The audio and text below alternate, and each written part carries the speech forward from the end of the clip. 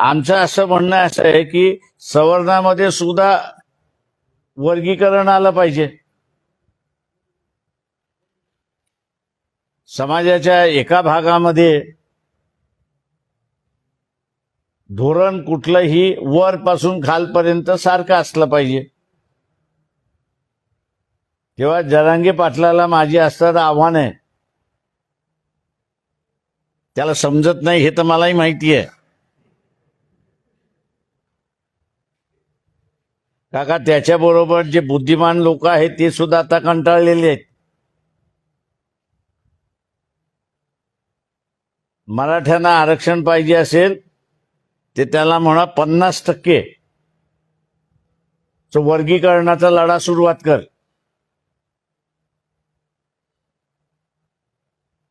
त्यांनी 50%चा मध्ये लढा सुरुवात केला. तो जेवढं मागतोय त्याच्यापेक्षा जास्ती त्याला मिळेल.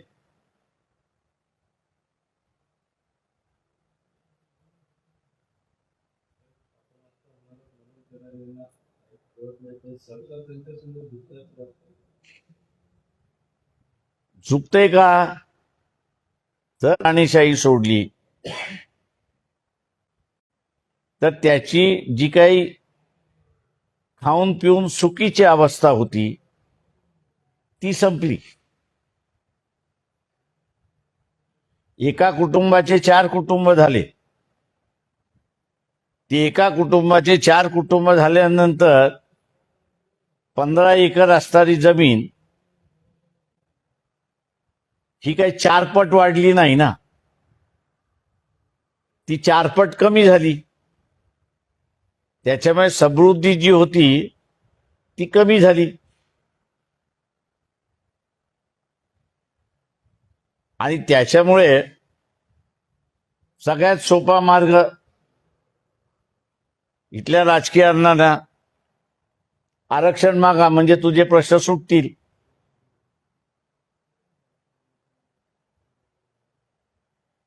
हा वर्गीकरणाचा लढा जरांगेने सुरुवात करावा.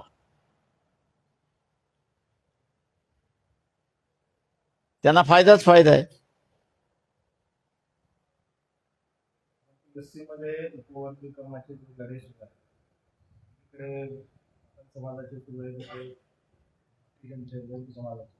नाही, मला माझ्याकडे जी माहिती आहे ती मी तुम्हाला सांगतो. मातंग समाज हा ह्या प्रश्नावरती एकटा पडलाय. वाल्मिकी असेल, होलार आहे, चर्मकार आहे, यांच्या समाजाच्या बैठका होऊन आमचा वर्गीकरणाला विरोध आहे ही त्यांची भूमिका आहे.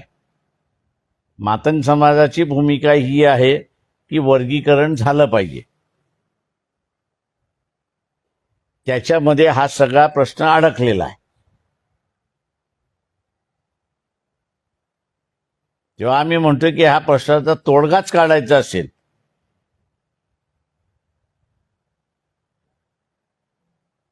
तर आरक्षण हे 50% आहे.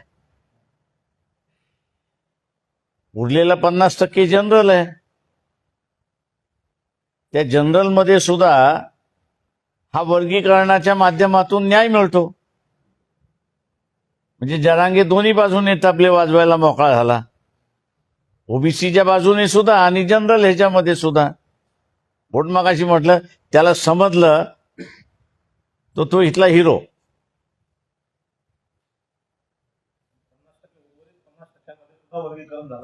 उरलेल्या 50% एखादं धोरण अर्धवट नाही ना तुम्ही लागू करू शकत. आता जसं मी म्हणालो की एससी मध्येच ट्रायबल तर विरोधातच आहे पूर्णपणे वर्गीकरणाच्या. एससी मध्येच उघड भांडणं तुम्हाला दिसायला लागली. मातंगांचे मोर्चे निघतात, ते म्हणतात वर्गीकरण झालं पाहिजे. होलारांचे निघाले ते म्हणतात विरोध. वाल्मिकीचे निघाले की ते म्हणतात विरोध. चर्मकाराचे मिळाले ते म्हणतात विरोध. त्याच्यामुळे एकसारखं धोरण जर आलं, जसं आरक्षणाच्या 50%ला धोरण आलं, तसं खुल्या वर्गातल्या 50%ला हेच धोरण लागलं वर्गीकरणाचं, तर भांडणच मिटून जातं.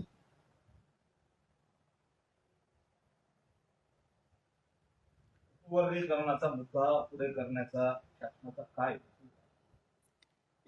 समाजामध्ये भांडण लावणे किंवा जी नोट आहे ती म्हणजे आपल्याला असं दिसतंय की एससी मध्ये भांडणं काही लागली नाहीत, फक्त मातंग समाज वेगळा पडला आपल्याला दिसतोय.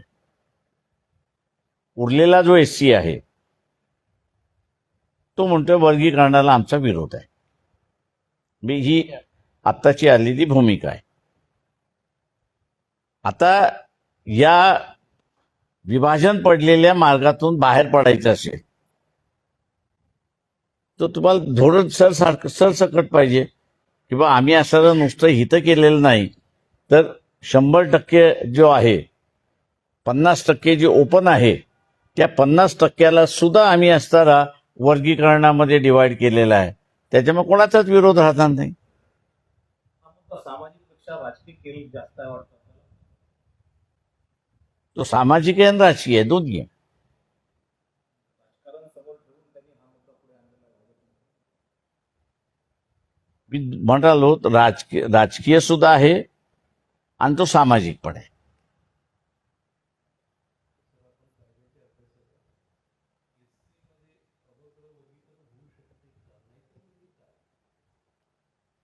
मी मागेही म्हणालो होतो की गवईंनी दिलेला निर्णय पूर्णपणे, गवई आणि चंद्रचूडने दिलेला निर्णय पूर्णपणे बेकायदेशीर आहे. वर्गीकरण करायचं की न करायचं हा अधिकार पूर्णपणे पार्लमेंटला आहे.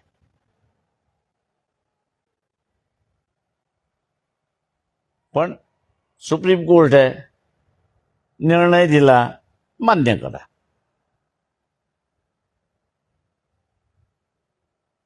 आता मान्य करत असताना लोक समोर आले, काही जण म्हणाले आम्ही वर्गीकरणाच्या बाजूने आहोत, काही जण म्हणाले की आम्ही वर्गीकरणाच्या विरोधात आहोत.